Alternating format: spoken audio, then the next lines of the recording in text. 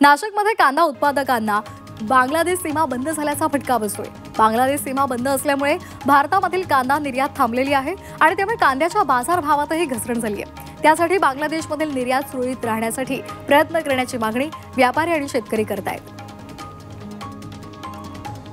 नाशिकच्या येवल्यामध्ये हडपसर गावामध्ये एका शेतकऱ्यानं त्याच्या 2 एकर शेतामध्ये ड्रॅगन फ्रूटची लागवड केली। या शेतकऱ्यानं आधुनिक शेती पद्धतीचा वापर केलेला आहे आणि ड्रीप आणि मल्चिंगच्या सहाय्याने कमी पाण्यावर येणारं ड्रॅगन फ्रूट पिकवलेलं आहे।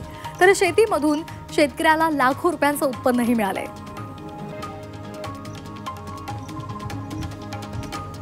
नाशिकच्या चांदवडमधील वाघदर्डीमध्ये रस्त्याची दुरवस्था झाली आहे। या रस्त्यावरून प्रवास करताना नागरिकांना प्रचंड त्रास सहन करावा लागतोय। त्यासाठी या रस्त्याची दुरुस्ती करण्याची मागणी करण्यात आली आहे। नाशिकच्या निफाडमधल्या करंजीमध्ये बिबट्या आढळून आलेला आहे आणि यामुळे एका शेतकऱ्यानं ट्रॅक्टरच्या सहाय्याने या बिबट्याला पळवून लावले। या बिबट्यामुळे ग्रामस्थांमध्ये सध्या भीती पसरली आहे। त्यामुळे बिबट्याला जेरबंद करण्याची मागणी केली जाते।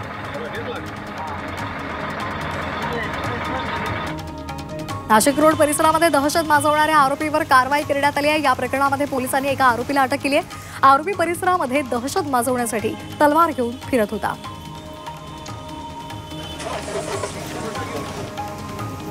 नाशिकमध्ये वकिलावर झालेल्या प्राणघातक हल्ल्याच्या घटनेच्या निषेधार्थ नाशिकच्या कोर्टातील वकील हे संतापलेले आहेत। वकिलावर हल्ला करणाऱ्या आरोपीला कोर्टात हजर करण्यात आलेला आहे।